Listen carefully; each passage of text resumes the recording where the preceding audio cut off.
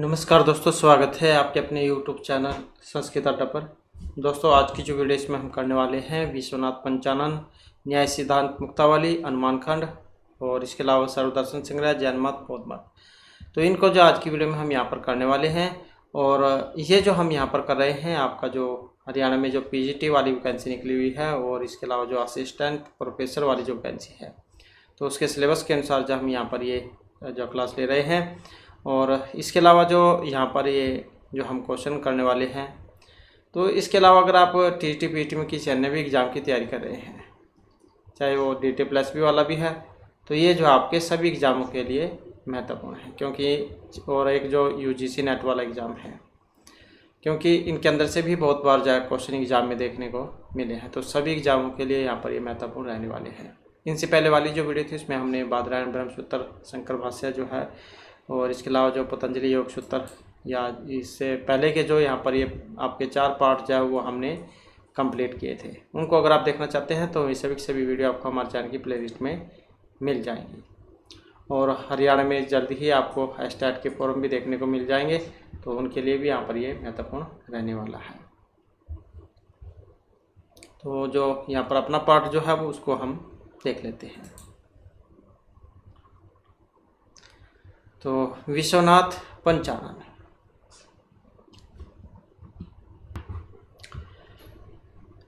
विश्वनाथ पंचानन न्याय सिद्धांत मुक्तावली के रचनाकार विश्वनाथ पंचानन है।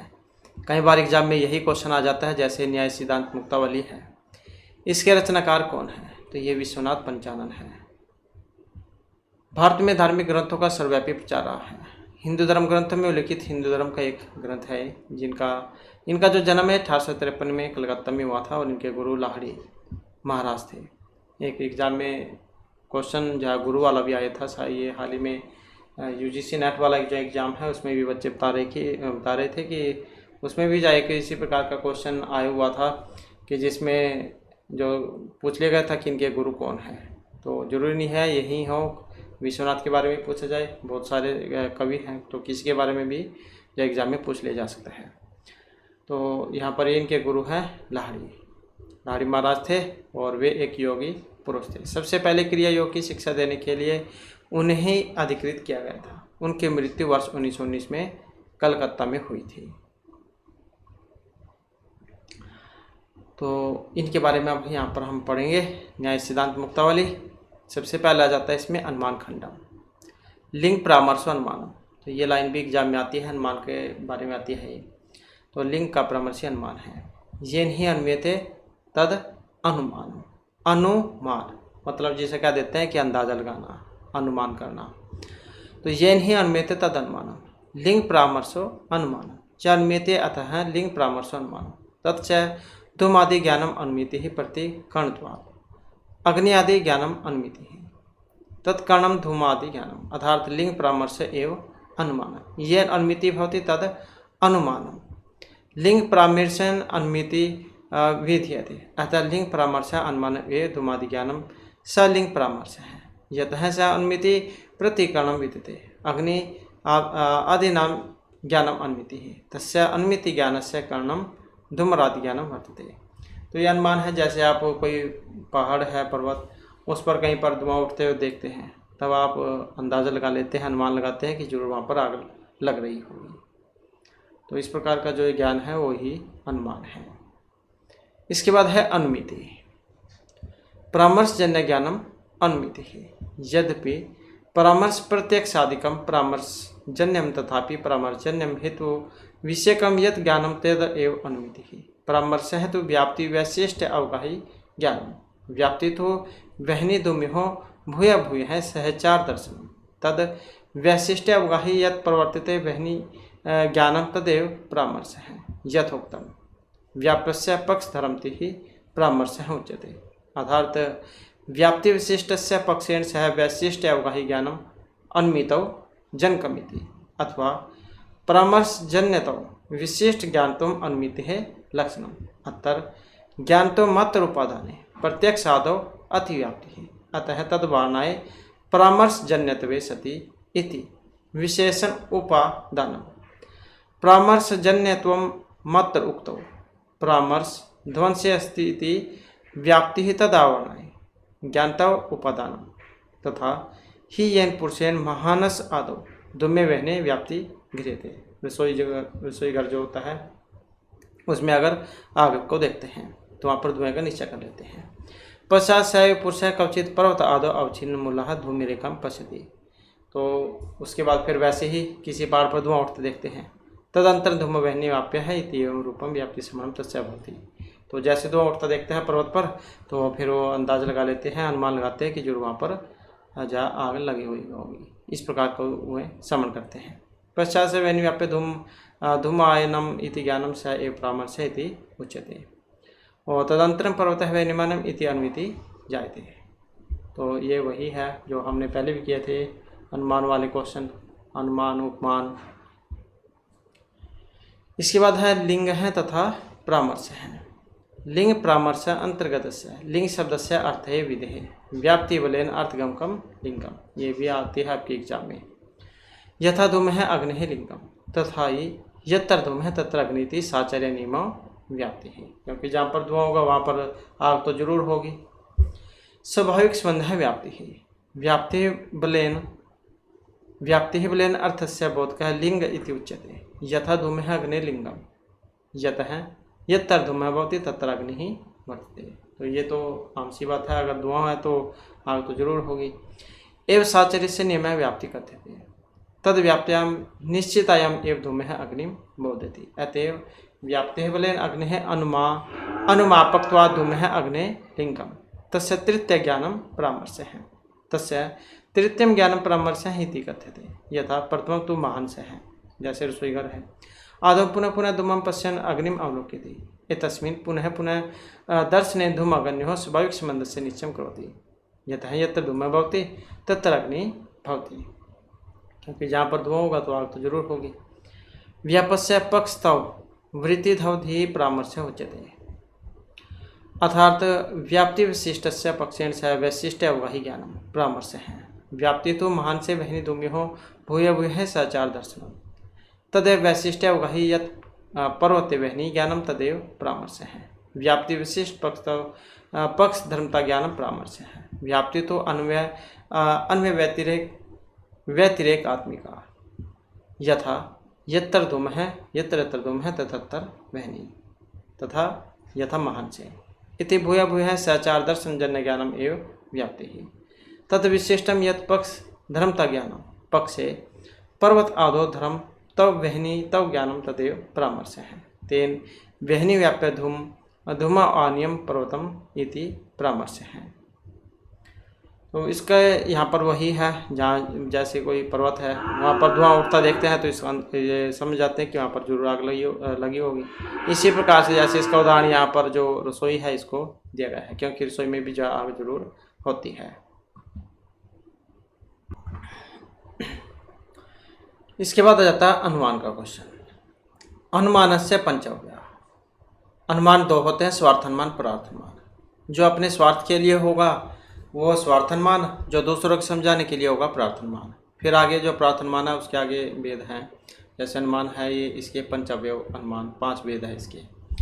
5 वेद कौन कौन से हैं? प्रतिज्ञा, हेतु, उदाहरण, उपनय और निगमन। ये एग्जाम में पूछा जाता है। पंचव्यव अनुमान का क्वेश्चन है ये। तो पंचव्यव मतलब अनुमान कितने हैं यहाँ पर? ये 5 हैं। कौन कौन से? प्रतिज्ञा, हेतु, उदाहरण, उपनय और निगमन। तान पर्वत है वहनिमान धूमत्वात् इति अस्मिन् वाक्ये निर्दिष्ट है। अब प्रतिज्ञा क्या है? पर्वत है वहनिमान, पर्वत में आग है। हेतु हो धूमत्वात् धूमाला होने से। उदाहरण यह है धूमवान स वहनिमान यथा महान से है, जैसे रसोई घर। उपनयम तथा चाय और निगमन है तस्मात् तथा वहनिमान। तो ये 5 हैं और पांचों में एग्जाम में चाहे तो इस प्रकार से कर्महीन का पूछ लिया जाए या फिर इस प्रकार भी पूछ लिया जाता है कई बार कि इनमें से 4 ऑप्शन जैसे होंगे उनमें से एक कौन सा पंचव्यव अनुमान में नहीं आता है, ये कौन सा आता है। या फिर ये जो उदाहरण है कई बार ये भी देखने को मिल जाते हैं। ये भी एक बार जो देखने को मिले थे, जैसे धूमत्वात् या पर्वत वहनिमान, ये किसका उदाहरण है? प्रतिज्ञा का। धूमत्वात् किसका उदाहरण है? हेतु का। महान सा मतलब जो रसोई घर है किसका उदाहरण है? तो ये उदाहरण है पंचव्यव अनुमान में। तो उदाहरण वाक्य प्रतिज्ञादि विभाग पर्वतः वह्निमानमिति साध्यवत्यः पक्षवचनं प्रतिज्ञा। पंचम्यन्तं लिंग प्रतिपादकं वचनं हेतुः। व्याप्ति प्रतिपादकम उदाहरणम पक्ष धर्मता ज्ञानम उपनय है। और अबाधित तवादिकम निगमन प्रयोजनम। इसके बाद है पूर्व पक्ष व्याप्ति है। व्याप्ति साध्यवद अन्यस्मिन् संबंधः उदाहरित है। अत्र वह्निमानः धूमाद इत्यादो साध्यो वह्नि साध्यवान महनसादि तद अन्यः जल हृद आदि तद्वृत्तित्वं धूमस्य इति लक्षण संबंध है। धूमान वहने इत्यादो साध्यवद अस्मित तप्ताहे पिंडादो वहने सत्वानादि व्याप्ति ही अत्र तथ्यमिदं ज्ञातव्यमस्ति यत् येन शब्देन साध्यम। तो येन संबद्धेन साध्यम तनेव संबद्धेन साध्यवान बोध है। अन्यथा समय है। संबद्धेन वह्निमान वह्नि अवयव है। तदन्य है महानसादि ही तत्र धूमस्य विद्यमानत्वाद अव्याप्ति प्रसंगात। साध्यवद अन्य च है साध्य वत अवच्छिन्न प्रतियोगिक भेदवान बोध है। तेन यत् किंचित वह्निमतः मानस आदि भिन्न है पर्वतादो धूमस्य सत्वव्यापी नक्षति ही। येन संबंधेन हेतु न तेनेव संबंधेन साध्य वद अन्यवृत्तित्वं बोध्यम। तेन साध्यवद अन्यस्मिन् धूमायते धूमस्य समवाय संबंधेन सत्वव्यापी न क्षतिः। साध्यवद अन्यवृत्तित्वं च साध्यवद अन्यवृत्तितौ अचिन्नं प्रतियोगिक अभाव है। तेन धूमवान वह्नि इत्यत्र साध्यम वद अन्य जल तो साध्यम वद अन्य जलहन आदि वृत्ति तो अभाव्यापी न अति व्याप्ति ही। तो यह पूर्व पक्ष व्याप्ति है। इसके बाद फिर पक्षता जाती है। सिद्धा सिद्धि शून्य सिद्धि यत्र न विद्यते सह पक्ष तत्र वृत्ति तव ज्ञानाद अनुमिति भवेत्। तो साधि सविरह विशिष्ट सिद्ध्या भाव पक्षतः तद्वान पक्ष है इत्यर्थः। साधि सम मात्रम न पक्षता विनापि साधि सम घन गर्जतेन मेघम अनुमानात्। जैसे बादल आ जाते हैं काले, गौर गर्जना होती है, तब आप उससे अंदाज़ा लगा लेते हैं कि जरूर बरसात होगी। तो इस प्रकार से घन गर्जितेन मेघ अनुमानात् अतएव संदेह देह अपि न पक्षता है विनापि संदेह तद अनुमानात्। सिद्धौ सत्यामापि साधि सा सत्वे अनुमिति ही भवति एव। अतः साधि सा विरह विशेषत्वं सिद्धौ विशेषणम्। तथा च यत्र सिद्धि नास्ति तत्र साधि सायां सत्यम असत्यमपि पक्षता। यत्र साधि सा अस्ति तत्र सिद्धौ सत्यम असत्यमपि पक्षता। यत्र सिद्धि अस्ति साधि सा च नास्ति तत्र न पक्षता। साधि सा विरह विशिष्टः सिद्धे सत्वात्। अत्तरिदं बोध्यं यत् यादृश सिद्ध साधि सा सत्वे सिद्धे यत् लिंगम अनुमिति ही तादृश साधि सा विरह विशिष्ट सिद्ध्या भाव है तत् लिंग अनुमितो पक्षता। और उसके बाद है हेतुभास है। हेतु अनुमिति ज्ञान से मुख्य व्यापार अस्ति। यदि सत् हेतु स्यात् तदेव अनुमिति भविष्यति। असत् हेतुना अर्थात अशुद्ध हेतुना अनुमिति ज्ञानं शुद्धं न भविष्यति। अतः स हेतुभास इति कथ्यते। हेत्वाभासस्य अर्थः वस्तुतः हेतुः न सन् हेतुवत् प्रतीयते। यह स हेत्वाभास उच्यते। हेतुवद् अभासते इति हेत्वाभासः। यह वस्तुतः हेतुरूपेण अविद्यमानोऽपि हेतुवत् प्रतीतः स्यात् हेत्वाभासः। तो यह हेतु का आभास होना हेतुभास का क्वेश्चन है यहाँ पर। मुख्यतः अनुमानस्य द्व्यंग्य अभिमतस्थ है।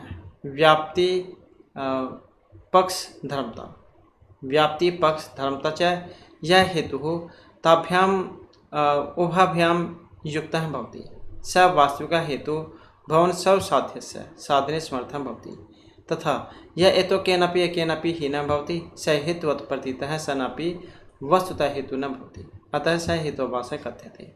इत्थं यह पक्ष धर्मत्व आदि आवश्यक हेतुरूपाणां केनापि एकेनापि हीनः भवति किन्तु कतिपय हेतुधर्माणां योगेन हेतुवत् आभासते स हेतुभासः अस्ति। अयम हेतुभासः पंचवेदः भवति।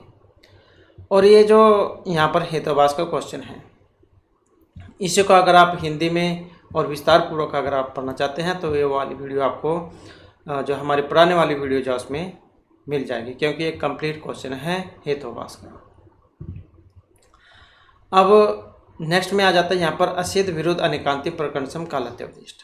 ये 5 हेतुभास होते हैं, असिद्ध विरुद्ध अनेकांतिक प्रकर्षम कालत्योपदिष्ट अतः अन्य हेतुभास है। आगे भी यहाँ पर इसके बारे में है। असिद्ध विरुद्ध अनेकांतिक प्रकर्षम कालत्योपदिष्ट पंच एव इत्थं मुख्य रूपेण हेतुभास पंच एव भवति ये सवर्णम एवं अस्ति। तो ये 5 होते हैं और ये भी क्वेश्चन आपका एग्जाम में पूछा जाता है कि हेतुभास कितने होते हैं, 5 या फिर कौन कौन से होते हैं। असिद्ध विरुद्ध अनेकांतिक प्रकर्षम कालत्योपदिष्ट या फिर 4 दे दिए जाएंगे, उनमें पूछ लिया जाएगा कि कौन सा इनमें है या कौन सा नहीं है। अब इनके बारे में है यहाँ पर। असिद्ध हेतुभास क्या है? लिंग तवेना निश्चित हेतु सिद्ध है, अर्थात यह लिंग रूपे निश्चित है कृतभवेत् स असिद्ध हेतुभास भवति। असिद्ध हेतुभास त्रिविधः भवति। असिद्ध हेतुभास के 3 भेद हैं। आश्रयसिद्ध हेतुभास, दूसरा है स्वरूप असिद्ध हेतुभास और तीसरे नंबर का है व्याप्यत्व असिद्ध हेतुभास। अब सबसे पहले जाता है आश्रयसिद्ध हेतुभास। आश्रयसिद्ध है यथा गगन अरविंदम सुरभि अरविंदवात सरोज अरविंदवात। अत्तर गगन अरविंदम आश्रय है स च नास्ति, अर्थात यस्य हेतुः पक्षस्य आश्रयस्य व अभावः भवति स आश्रय सिद्धः कथ्यते। यथा गगनस्य अरविंदम सुगंधितम अस्ति या सरोवरे उत्पन्न कमलम इव तस्मिन् कमलतम। अत्तर आकाशः कमलस्य आश्रयः अस्ति यह वस्तुतः न एव भवति अतः अयम् आश्रयसिद्ध हेतुभासः विद्यते। दूसरा स्वरूपतः सिद्ध हेतुभास। स्वरूप सिद्ध है यथा अनित्य है शब्द है चक्षुत्वात् घटवत्। अत्र चक्षुत्वम हेतुः स च शब्दे न अस्ति एव यस्य श्रवणत्वात्, अर्थात हेतु पक्षस्य धर्म न भवति सः पक्षे न अवतिष्ठते तर्हि स्वरूप असिद्धः हेतुभासः भवति। हेतु स्वरूपतः असिद्धः भवति यथा शब्दः गुणे अस्ति। शब्दः श्रवण इंद्रियस्य विषयत्वात् तत्र नेत्रग्रहितम् न भवति। इसके बाद आ जाता है व्याप्यत्व असिद्ध हेतुभास है। व्याप्यत्व असिद्ध हेतुभास द्विविध है। एक है व्याप्ति ग्राहक प्रमाण भावात् और अप्रहतु उपाधि सदाभावात्। यत्र हेतुः व्याप्ति अभावः भवति हेतु व्याप्य न भवति तत्र व्याप्यत्व न एव अवतिष्ठते। तत्र व्याप्यत्व असिद्ध हेतुभासः भवति। व्याप्यत्व असिद्ध द्विविधः भवति। प्रथम व्याप्ति ग्राहक है प्रमाण भावात् और द्वितीय उपाधि सद्भावात्। इसके बाद जो नेक्स्ट में है यहाँ पर दूसरे नंबर वाला विरुद्ध हेतुभास। साधस्य अभावेन व्याप्त है हेतु विरुद्ध है हेतुभास कथ्यते। साध्य विप्रेस्य व्याप्तो हेतु विरुद्ध है अतः यह साध्याभावेन व्याप्त भवति स हेतु विरुद्ध है अतः यह साध्याभावेन व्याप्त भवति स हेतु विरुद्ध हेतुभास भवति। यथा शब्दः नित्य कृतक्त्व आत्मवत् अतः यह कृतक्त्व हेतु अस्ति स साध्याभावेन व्याप्त है सह विरुद्ध हेतुभास विद्यते। इसके बाद जो नेक्स्ट में है अनेकांतिक हेतुभास है। अनेकांतिक है स दोष अस्ति अनुमितिम न अवरुणधि परंतु सह अनुमिति कर्ण परामर्शम प्रति प्रतिबंधक भवति स व्यभिचारो अनेकांतिक है, अर्थात अनेकांतिक है स व्यभिचारो अपि कथ्यते। अयम अनेकांतिक हेतुभास द्विविधः भवति। सद्विविध है साधारण अनेकांतिक और साधारण अनिक्रह च। तो ये 2 हैं यहाँ पर। तो अर्थात साधारण अनेकांतिक और असाधारण अनेकांतिक। साधारण अनेकांतिक हेतुभास पक्ष सपक्ष विपक्ष वृत्ति है साधारण है, अर्थात पक्षे सपक्षे तथा विपक्षे वर्तमान है साधारण अनेकांतिक हेतुभास भवति। और असाधारण अनेकांतिक हेतुभास सपक्षात विपक्षात व्यावृतो यह पक्ष एव वर्तते। स असाधारण अनेकांतिक हेतुभास है अर्थात संक्षेपेण तथा विपक्षेण उभयेन व्याप्त है सन केवल पक्षे विद्यते स असाधारण अनेकांतिक है भवति। तो इस प्रकार से जो है यहाँ पर ये अनेकांतिक हेतुभास, तो इसके दो प्रकार आप एक तरीके से समझ सकते हैं, साधारण अनेकांतिक और असाधारण अनेकांतिक वाली। इसके बाद आ जाता है प्रकर्षम। विरुद्ध परामर्शे हेतु है सत प्रतिपक्ष अर्थात ये साध्य भाव साधकम हेतु अनंतरम विद्यते सत प्रतिपक्ष है यथा शब्द नित्य श्रवणत्वात् शब्दत्वात् शब्द नित्य श्रवणत्वात् शब्दत्वात् अत्र श्रवणत्वम हेतु नित्यम साध्यम तत्प्रतिपक्ष तो शब्द नित्य कार्यत्वात् घटवात्। नंबर 5 जो है यहाँ पर ये कालत्योपदिष्ट है, बाधित है, हेतुभास है, साध्य शून्य इतर पक्षतव असो बाध है उदाहरित है अर्थात बाध है तो पक्षे साध्य भाव आदि ही यथा वहनी अनुष्ण है द्रव्यत्वात् घटवत् अत्तर द्रव्यतम हेतु अनुष्णतम साध्यम तत्तो प्रत्यक्ष विरुद्ध है। तो ये तो था हेतुभास का क्वेश्चन। अब है सर्वदर्शन संग्रह। माधवाचार्य हैं विद्यारण्य द्वारा रचित सर्वदर्शन एक ग्रंथ है। इसमें विद्यारण्य के समय तक के सभी प्रमुख संप्रदाय के दर्शनों का संग्रह और विवेचन है। इसमें विद्यारण्य ने 16 दर्शनों को क्रमशः विकसित होते हुए रूप में वर्णित किया है।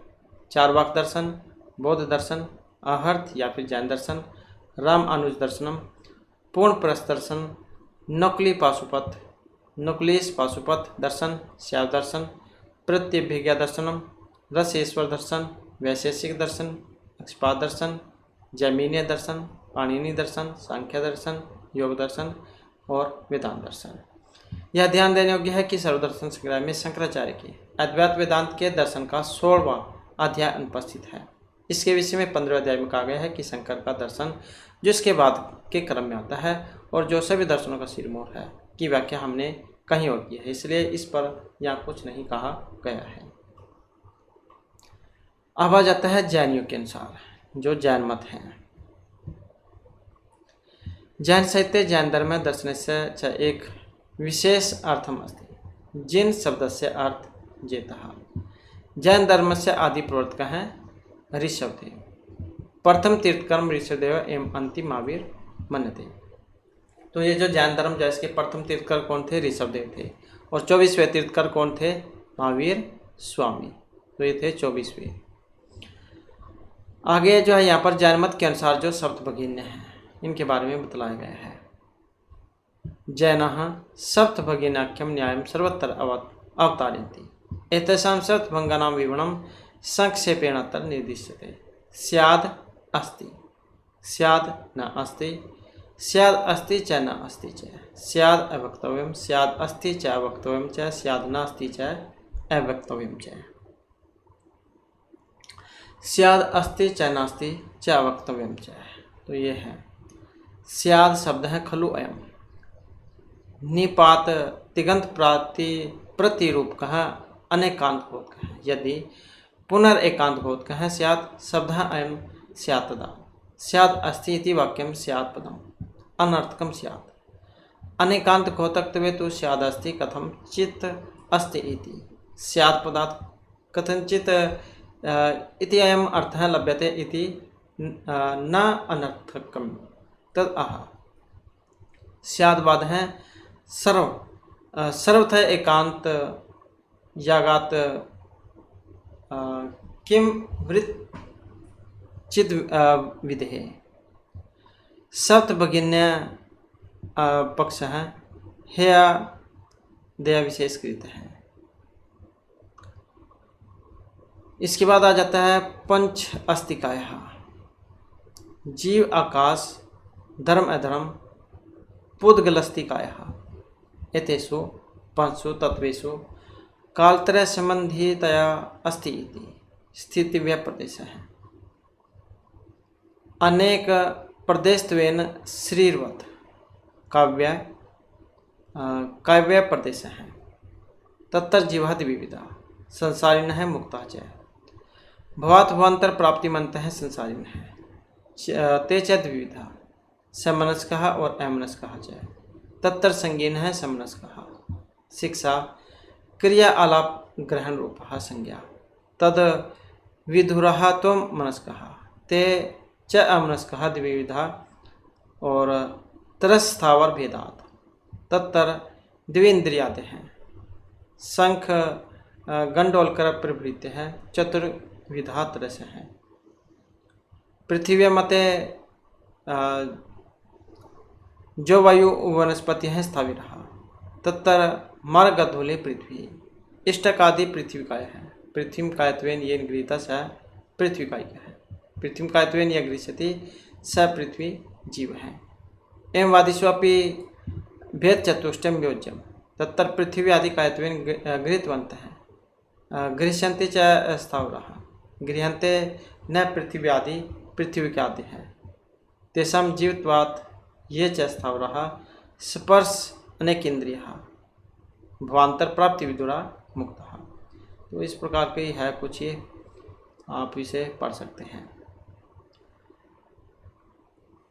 इसके बाद है यहाँ पर सप्त तत्वानि जीव जीव वस्त्र बंध संवर निर्जर मोक्ष तव तत्वानि मोक्ष है तत्वानि इति तत्तर बोधात्मक है जीव है अबोध आत्मक है अजीव है जीवादिवेदा संसारिण मुक्ता च तत्तर भावात् भवांतर प्राप्ति मंत है संसारिण है भवांतर प्राप्ति विदुरा मुक्ता औदारिकादि चलन द्वारेण आत्मन है चलनम योग पद वेदिनियम आश्रय है यथा श्रील अवगाही द्वारम जलादि श्रवण काण त्वाद अश्रव है इति निगद्यते तथा योग है प्रणालिकया कर्माश्रय है इति सा योग है आश्रय है। तो कुछ ऐसी सी है ये भी यहाँ पर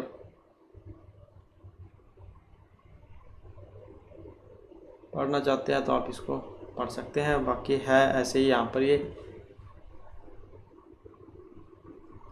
इसके बाद फिर ये जीव रूप दिया गया यहाँ पर अतर संक्षेप है तावत जीवा जीवाख्य ते द्वे तत्वस्थ हैं तत्तर बोधात्मक जीव है अबोधात्मक जीव है तद उत्तम पदम नंदिना चिद द्वे परे तत्वे विवेक है तद विवेचनम उपादेम हेम हेम च कुर्वते हैं हेम ही कर्तरिरागात् तत्कार्यम विवेकिता उपादेम परम ज्योति रूपायोगै लक्षणम सचित रूप परिणति सभी कुर्वाणे ज्ञान दर्शने उपयोग है स परस्पर प्रदेशानाम प्रदेश बंधनात्मकम कर्मणि कि भूतस्य आत्मन है अन्यत्व प्रति पंक्ति कारणम भवति सकल जीव साधारणम चैतन्यम उपसम क्षय उपसम वसात् औपसमिकम कक्षात्मक क्ष उपसमिक भावे कर्मोदय वसात् कलुष अन्य कारण च परिणत जीव पर्याय विवक्षायाम जीव स्वरूपम भवति यदोचत वाचक आचार्य है औपसमिक क्षय भाव मिश्र है च जीवस्य सप्तम औदैक परिणाम को च। तो है यहाँ पर कुछ इनकी ऐसी भाषा है ये। और इसके बाद फिर यहाँ पर जो औपसमिक है इनके बारे में है अनुदय प्राप्ति रूपे कर्मण उपशमे सति जीवस्य उत्पद्यमान भाव है औपसमिक है यथा पंक्य कलुषताम कुर्वति और कतकादि द्रव्य संबंध आदि पतिते जलस्य स्वस्था क्षय का कर्मण क्षय सति जय मानव भाव क्षय का है यथा पंकात् पृथक भूतस्य निर्मलस्य स्फटिकादि भाजन अंतर्गतस्य जलस्य स्वस्था यथा मोक्ष है मिश्र है उभयात्मक भाव मिश्र है यथा जलस्य अस्वस्था औदायिक है कर्मोदय सति बहुत भाव है औदायिक है परिमाणामिक है कर्म उपशमन आदि अपेक्षा है सहज भाव है चेतनतवादी ही परिणामिक है। तद एत यथा संभव्यम भविष्य भावस्य वा जीवस्य स्वरूपमिति सूत्रार्थ है यथोक्तम स्वरूप संबोधने। ज्ञानात् भिन्न न अभिन्न भिन्न अभिन्नम कथंचन ज्ञानम पूर्वपरिभूतम स अयम आत्मेति कीर्तित है। तो है बस ऐसे ही है यहाँ पर। इसके बाद फिर ये त्रिरत्न है, रतन त्रय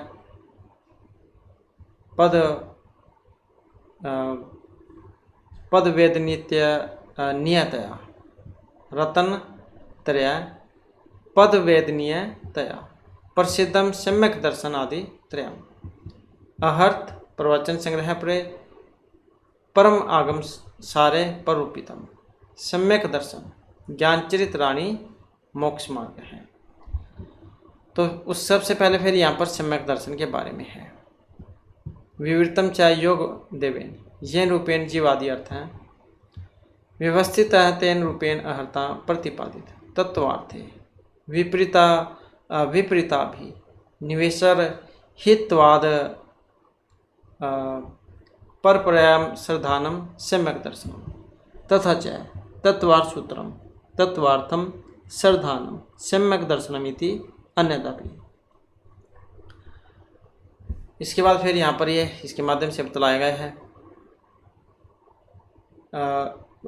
यह यहाँ पर रोचर्जिनुक्त तत्वेषु सम्यक श्रद्धानम उच्यते जायते तत् निसर्गेण गुरोः अधिगमनेन वा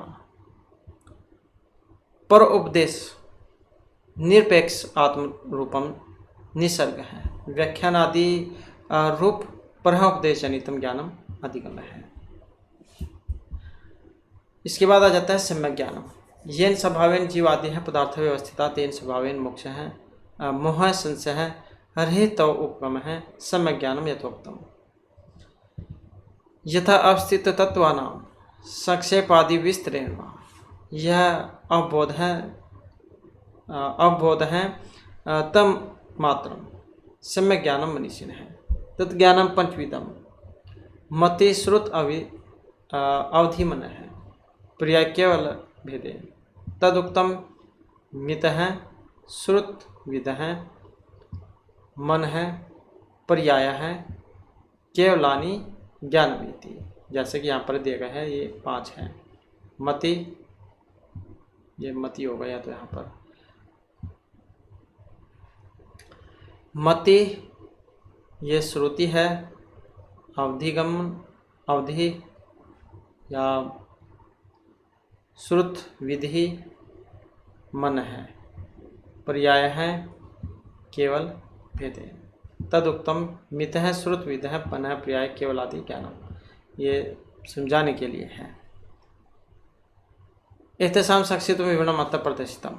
तो इनके बारे में है जैसे पहले मति ज्ञान आवाण क्षय समय है सती इंद्रिय मन से पुरस्कृत्य व्यापृत है सन यथात् मनुमते सा मति ही श्रुतम ज्ञान आवरण क्षय समय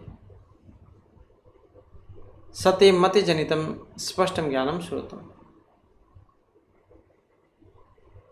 ज्ञान आवरण क्षय समय सति मति जनितम स्पष्टम ज्ञानम श्रुतम अवधि सम्यक दर्शन आदि गुण जनित क्षय उपशमन इति तत्व अवच्छिन्न विषय ज्ञानम अवधि मन है पर्याय है ईर्ष्या अंतर ज्ञान आवरण ईर्ष्या अंतर। तो यह ईर्ष्या अंतराय ज्ञान आवरण क्षय सति परम मनोगत से अर्थ से सपुटम परिच्छेदकम ज्ञानम मन है पर्याय है। इसके बाद है केवलम तप है क्रिया विशेष आदि अर्थम सेवंते तपस्वी न है तत्ज्ञानम अन्य ज्ञानम संश्लिष्टम केवलम। तो ये आपने पता होना चाहिए, बस इतना ही आता है एग्जाम में। ये इनके 5 जो बताए हैं वेदीय मति श्रुतम अवधि मन और केवलम, तो ये इतना आता है। अत्र आद्यम प्रोक्षम प्रत्यक्षम अन्यतम तदुक्तम विज्ञानम तो पराभासी प्रमाणम बाद वर्जितम प्रत्यक्षम च परोक्षम च द्विविधा ज्ञेयं विनिसर विनिश्यात्। इसके बाद है सम्यक चरित्रम। समसरण कर्मोचित आदि। तो समसरण कर्म उचिता उद्धतस्य श्रद्धानस्य ज्ञानवतः पापकमन कारण क्रिया निवृत्ति ही सम्यक चरित्रम तद एतत् स प्रपंचम उक्तम सर्वथा वद योगानाम त्यागः चरित्रम उच्यते। कार्तिकम तद हिंसादिवर्त भेदेन पंचता अहिंसा शृणु अस्ते ब्रह्मचर्य परिग्रह न यत् प्रमाद योगेन जीवितव्य आरोपणम चरणाम स्थावराणाम च तद हिंसावर्तम मतम प्रियम पथ्यम वचः तथ्यम सुनृतम वर्तमुच्यते तथ्यमपि न तथ्यम अप्रियम चाहितम चाहियत अनादनम दत्तस्य अस्ते वर्तम उदृतम बाह्या प्राणः निर्णामर्तः हर्ता तम हता हीते। इसके बाद आ जाता है जो बौद्ध मत है। भगवान बुद्ध से संबंध है इनका। तो भगवान बुद्धस्य जीवनस्य दर्शनस्य दो प्रमुखाधारं स्तः है। प्रथम व्याष्टिम्य द्वितीय च समष्टिम्य समष्टि व्यष्टि के भेद से। तस्य व्यष्टिम्य जीवनम नितान्तम एकांकी समाधिस्थ योगी अंतर्मुखी अभवत्। बुद्धस्य जीवनस्य द्वितीय समष्टि पक्षम बहुवचन हितायस्य भावनायाः आधारितम् अस्ति। भावना चतुष्टयम तो ये भी आ जाता है एग्जाम में। बौद्ध मतानुसारम भावना चतुष्टयम बोधः चतुर्विधया भावनाया परम पुरुषार्थम कथयन्ति तत्तर सर्वं क्षणिक क्षणिकम दुखम दुखम सर्व सवलक्षणम सवलक्षणम सर्वं शून्यम शून्यम भावना चतुष्टयम उपदिष्टम। तो आगे इन्हीं के बारे में है। सर्व क्षणिक क्षणिकम दुखम दुखम सर्व सवलक्षणम सर्व सवलक्षणम सर्वं शून्यम शून्यम भावना चतुष्टयम। तो इन्हीं के बारे में जो जारी है। तो सबसे पहले यहाँ पर सर्व क्षणिक क्षणिक जो आ जाता है। तत्तर क्षणिकतम नील आदि क्षणानाम सत्वे अनुमात व्यंग्यम यत सत्य क्षणिकम यथा जलधर पटलम संतः च अमी भावा इति न चयम सिद्ध है ये तो अर्थ क्रियात्व अर्थ क्रियाकारित्व लक्षणस्य सत्वस्य नीलादि क्षणानां प्रत्यय सिद्धवात्। सर्वं दुःखं दुःखं सर्वस्य संसारस्य दुःखात्मकं सर्वतीर्थकर्म समत्तम अन्यथा तद निवृत्त सुनाम तेषां तत् निवृत्ति उपाय प्रवृत्ति अनुपत्ति है तस्मात् सर्वं दुःखं दुःखमिति भावनीयम्। सर्वं सवलक्षणं सवलक्षणं ननु किं वदति इति पृष्ठे दृष्टान्तः कथनीय इति चेत् म एवं सवलक्षणानां क्षणानां क्षणिकतायाः सलक्षणा भावात् एन सदृशं परम् इति वक्तुं शक्यात् ततः सवलक्षणं सलक्षणमिति भावनीयम्। सर्वं शून्यं शून्यं सर्वं शून्यं शून्यम् इति भावनीयम्। स्वप्ने जागरणे च मया दृष्टमिति रजत आदि इति विशिष्ट निषेधस्य उपलम्भात् यदि दृष्टं सः तदा विशिष्टस्य दर्शनस्य यदन्तायाः अधिष्ठानस्य च तस्मिन् अध्यस्त रजतौ आदेः तत्सम्बन्धस्य च समायादेः सत्यं स्यात् न चेत् अदिष्टं कस्यचित् वादिनः न च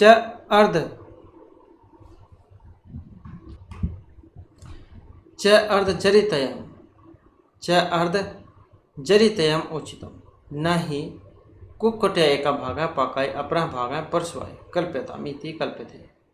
अतः तत्त्वं सद उभय अनुभयात्मकं चतुष्कोटिः विनिर्मुक्तं शून्यमेव। इसके बाद आ जाता है पंचस्कंदम। स अयम चित्त च एकात्मक है, स्कंद है, पंचविध है, रूप, विज्ञान, वेदना, संज्ञा, संस्कार संज्ञा का है। तो ये 5 है, 1 2 3 4 5। तो सबसे पहले रूप स्कंद है। रूपयन्ते एभि विषय एति व्युत्पत्त्या स विषयाणि इंद्रियाणि रूप स्कंद है। विज्ञान स्कंद है, आलय विज्ञान, प्रवृत्ति विज्ञान प्रवाह है, विज्ञान स्कंद है। प्रागुक्त स्कंद है, द्वय संबंध जन्य है, सुख दुखादि प्रत्यय प्रवाह है, वेदना स्कंद है। गौर इत्यादि संबंध है उल्लेखित, संवित प्रवाह संज्ञा स्कंद है, संस्कार स्कंद है। वेदना स्कंद निबद्धना, राग द्वेष आते हैं, क्लेशा उपक्लेशा च, मदमान आदि धर्म अधर्मों च संस्कार स्कंद है। तो ये 5 स्कंद यहाँ पर माने गए थे। बस इनके बारे में ये नाम पता होना चाहिए, रूप स्कंद, विज्ञान स्कंद, वेदना स्कंद, संज्ञा और संस्कार स्कंद। ये 5 स्कंद हैं। इसके बाद है चतुरार्य सत्यानि, 4 जो आर्य सत्य हैं। इदम सर्वम दुखम दुखायतनम दुख साधनम च इति भावित्वा तत्निरोध उपायम तत्व ज्ञानम संपादित। अतः उक्तम दुख समुदाय निरोध मार्गम चत्वारः हैं।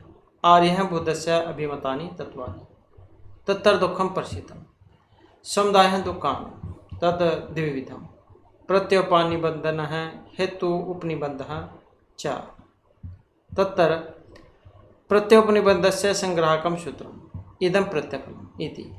इदम कार्यम ये अन्यः छवः प्रत्यन्ति गच्छन्ति तेषां वमानानां हेतूनां भावः प्रत्यत्वं कारणसमवायः तत्मात्रस्य फलं न चेतनस्य कस्यचित् इति सूत्रार्थ है।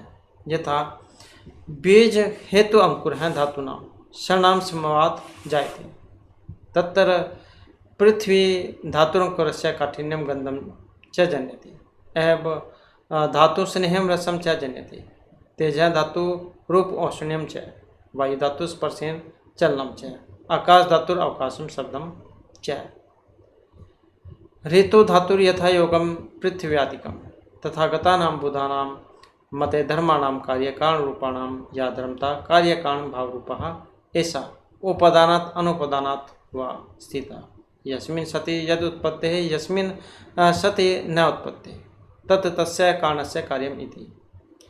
प्रतीति सम उत्पादस्य हेतु निबद्धः है। यथा बीजादि अंकुर है, अंकुरात कांडम, कांडात नल है, नालात गर्भ है, ततः सुकम, ततः पुष्यम, ततः फलम। मतलब जैसे एक फल जो होता है उसके बनने की पूरी प्रक्रिया यहाँ पर इसमें बताई गई है, बीज से लेकर एक फल के बनने तक की। न चैत्र बाह्य समुदाय कारणम बीज आदि कार्यम अंकुरादि वा चेत्यते अहम अंकुर है निवर्त्याम अहम बीजे निवर्तित है इति एवं आध्यात्मिकेषु अपि कारणद्वयम् वगंतव्यम तद उभय निरोध है तदंतरम विमल ज्ञानोदय वा मुक्ति तत् निरोधाय उपाय मार्ग है सा च तत्व ज्ञानम। इसके बाद है चतुर्विध बौद्ध संप्रदाय।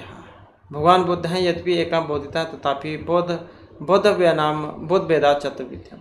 यथा गत है अस्तमर्क है, गत है अस्तमर्क है मतलब जो सूरज जो है वो छिपने का टाइम हो गया है एक तरीके से, या गत है अस्तमर्क है इत्युक्ते जार चोनार आद्य हैं श्रेष्ठ अनुसारेण अभिसरणम प्रहसवर्हण सदाचरण आदि समय बुध्यन्ते तथैव माध्यमिक योगाचार स्वतरांतिक वैभाषिक संज्ञा भी बोध यथा कर्म सर्व शून्यतम बाह्य शून्यतम बाह्यार्थ अनुमेत्वम, ये अनुमेय है, अनुमेत्वम बाह्यार्थ प्रत्यय अवदान अवतिष्ठते। इसके बाद है माध्यमिक है एतेषां माध्यमिक बोध नाम मतमस्ति यत् सर्वं शून्यम इति भावनीय।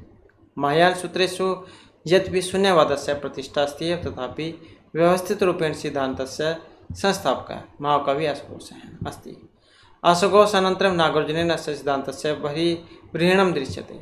ज्ञातव्यमस्ति यत् भगवान् बुद्धस्य शिष्ये योगाचार च इति द्वयं करणीयं कार्यम् आसीत् तत्र अप्राप्तस्य अर्थस्य अप्राप्तिः पर्यायन योग है गुरुक्तस्य अर्थस्य अंगीकारणम आचार्यः गुरुक्तस्य अंगीकरणवाद उत्तमः पर्याय अनुपयोगस्य अकरणात् अधमः च अतः तेषां माध्यमिका इति प्रसिद्धा।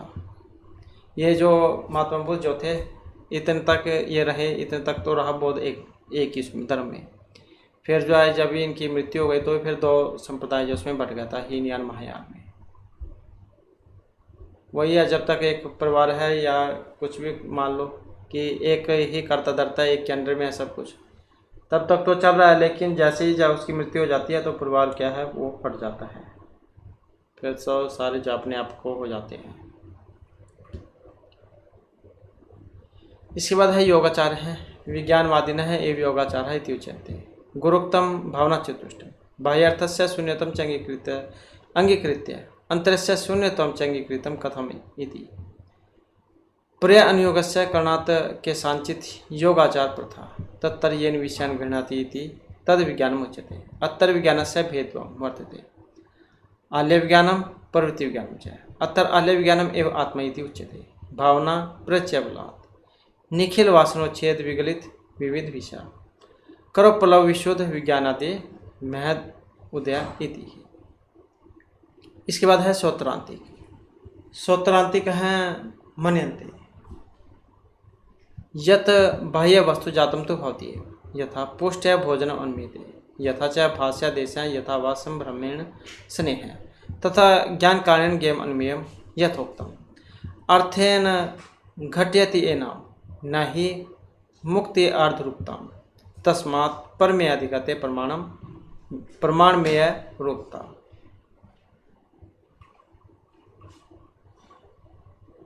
अत्र चत्वारः प्रत्यय प्रसिद्धा आलम्बन समनंतर सहकार्य अधिपतिरूपः तत्र ज्ञानपद वेदनीयस्य नीलद अभास्कस्य चित्तस्य नीलाद आलम्बन प्रत्यात नीलकारता भवति समंतर प्रत्यात प्राचीन ज्ञान उद्बोध रूपता सहकारी प्रत्यात आलोकात स्पष्टता चक्षुषः अधिपति प्रत्याद विषय ग्रहण प्रतिनियम है। सौत्रांतिक है इति शब्दस्य विषय ज्ञातव्यमस्ति यत् सूत्रस्यायतं पृच्छतां भगवता बुद्धेन कथितं भवन्ति च सूत्रस्यान्तं पृष्ठवन्तः सौत्रांतिक है भवन्तु इति भगवता बुद्धेन अभिहित तयाम सौत्रांतिक संज्ञां समझाता इति। इसके बाद आ जाता है वैभाषिक है। वैभाषिक बाह्येषु गंधादिषु अंतरेषु रूपादिस्कंदेषु सत्सु अपि तत्र अनस्थाम उत्पादितुं सर्वं शून्यमिति प्राथमिकान् विनयान् भगवान। तो वैभाषिक बाह्येषु गंधादिषु अंतरेषु रूप स्कंदेषु सत्सु अपि तत्र अनस्थाम उत्पादितुं सर्वं शून्यमिति प्राथमिकान् विनयान् भगवान।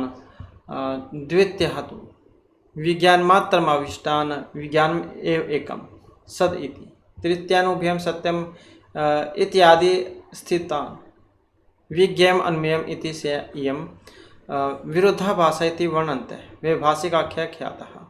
एतेषां मते तो सर्वेषां भूत भौतिक चित्त चैतिक वस्तूनाम् अस्तित्वम् अस्ति एव अतएव वैभाषिकः सर्व अस्तित्ववादी इति उच्यन्ते।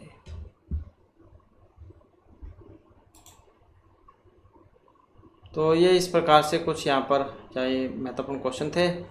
और नेक्स्ट जो वीडियो की इसमें फिर नया जो पार्ट है उसको हम शुरू करेंगे।